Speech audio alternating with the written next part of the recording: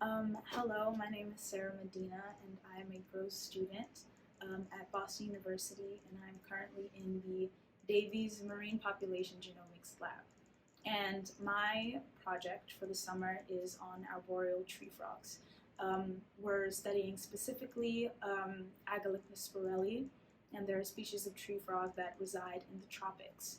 Um, they are also explosive breeders, so they basically they breed in um, in the thousands. Like they have this huge aggregation in the small part in the small area in their habitat. Agalicus spirelli, they go to basically like a pond-ish area in the forest that they live in, and so basically when they are breeding, like they have this common behavior, which is like the normal mating position, which is the amplexus, where you have the female and the male. The male is like clasped onto her back, and they have coordinating egg and sperm release, and that's basically how they fertilize their eggs. However, during one observation study of the Agalicus spirelli explosive breeding, um, the postdoc that is directing this project, Brandon Gell, he noticed that unpaired males display two interesting behaviors. They have egg kicking behavior, which is basically where the male kicks eggs off of the leaf, which I find really interesting and a bit like unusual, like weird.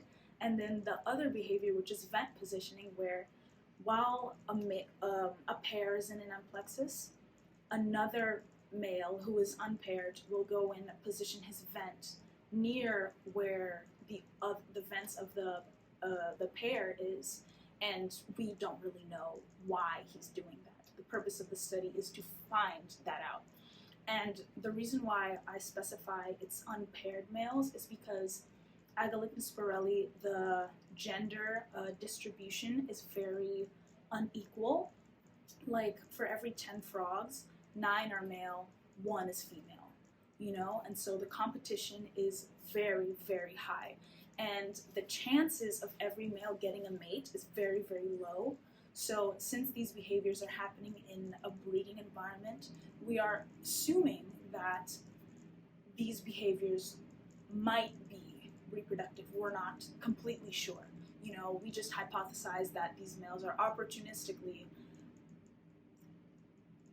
like positioning their vent towards the other paired frogs, like at an attempt to fertilize some eggs instead of, risking having not fertilized any eggs at all.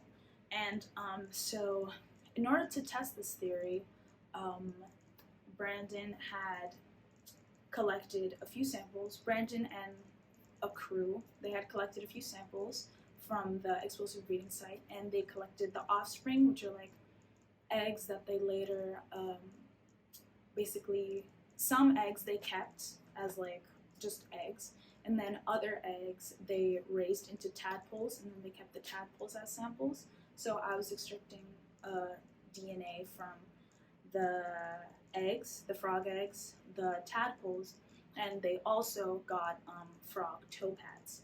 So adult frog toe pads. That's very important because basically we took the toe pads from the putative parents to have like that correlation to see if the possibly should they be trying to fertilize eggs, we'll know if they were successful, if they were unsuccessful. So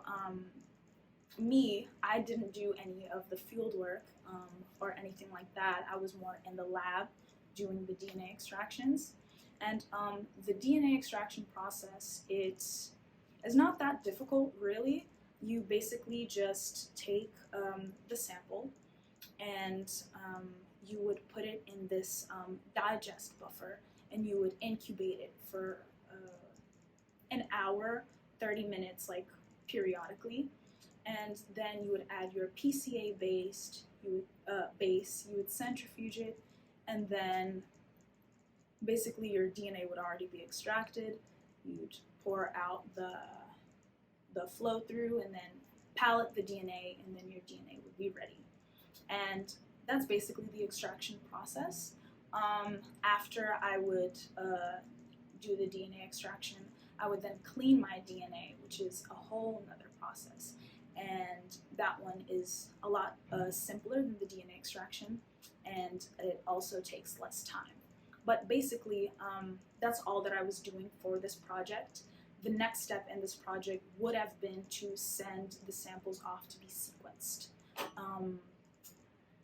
That's a whole nother subject. I'm not really sure how that works, but yeah, I don't really have any results to share, but that's basically what the process has been